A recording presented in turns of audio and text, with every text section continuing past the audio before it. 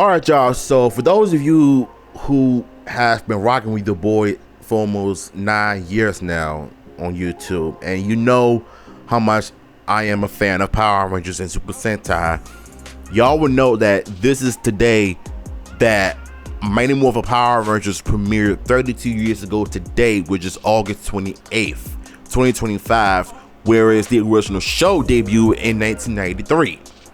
Now, to be honest with y'all, Mighty Morphin Power Rangers became a money-making phenomenon at the time when the Rangers were booming in sales, booming in ratings, and booming in viewers because of the toy sales. And not only that, but once Tommy came into the picture, you know that show is about to be a wrap.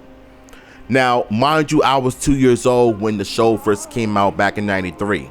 And I wasn't fully aware of MMPR until like mid to late 90s when I got my first Sega Genesis and I played the first Power Rangers game on that system. Then I remember going to the basement one day, and I'm sure you heard me told this story multiple times.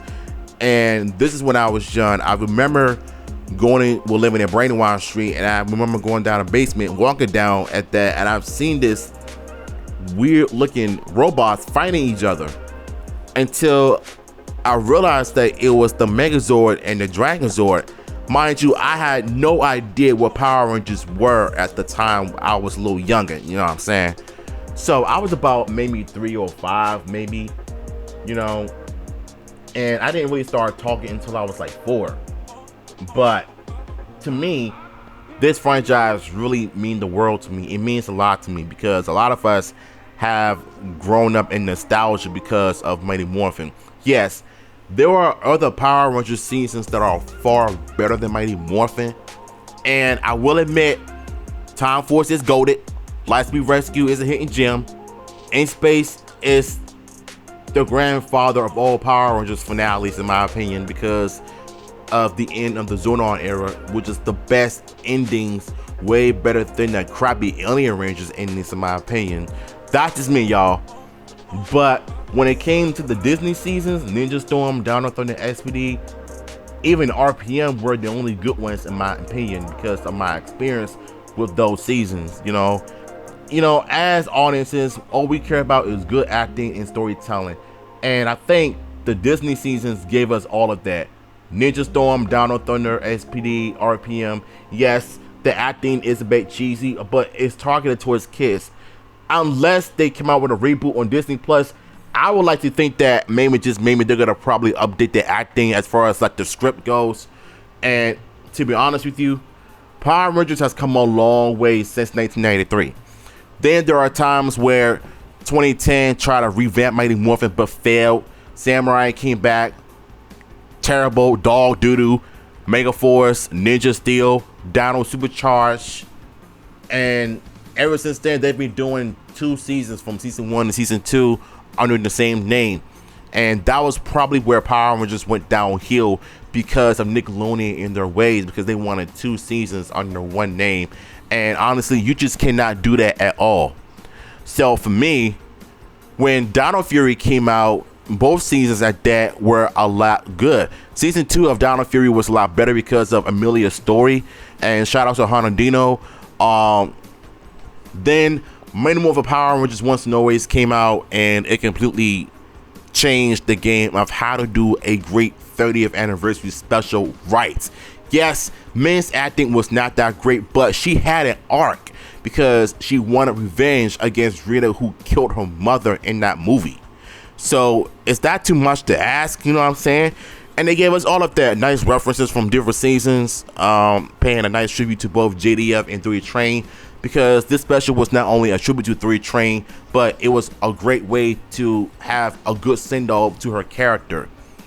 And honestly, happy birthday Power Rangers, because we all grew up with you. We love Power Rangers, we love Super Sentai.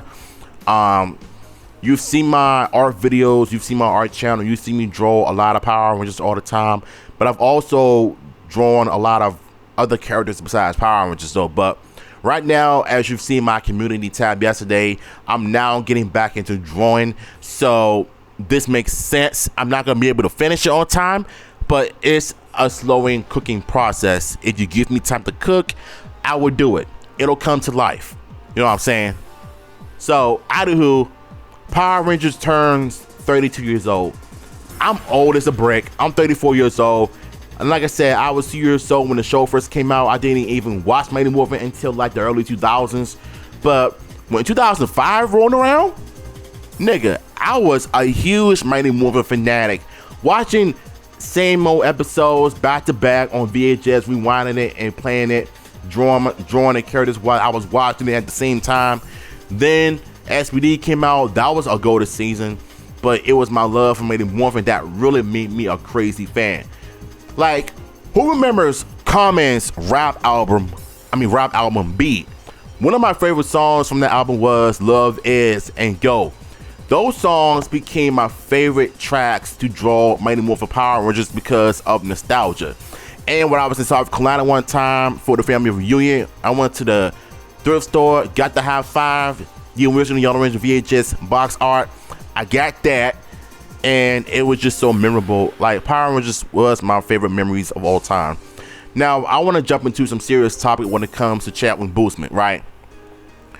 Chadwick Boosman is someone that really brought characters to life with his acting abilities and how he was on screen and how he brought every energy, every funk, every different level when it comes to his charisma.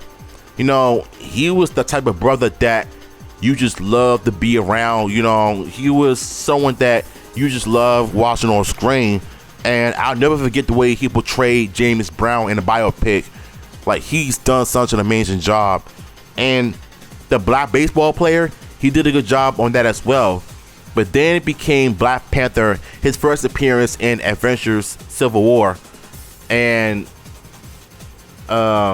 Avengers Secret Wars, no, Civil, I don't know, like, I forgot these movies, so it's been years since I watched it. But then he made his official debut in Black Panther, which made billions of dollars in the box office. Then he returned in Avengers Endgame, and you started to notice the weight loss that he was going through.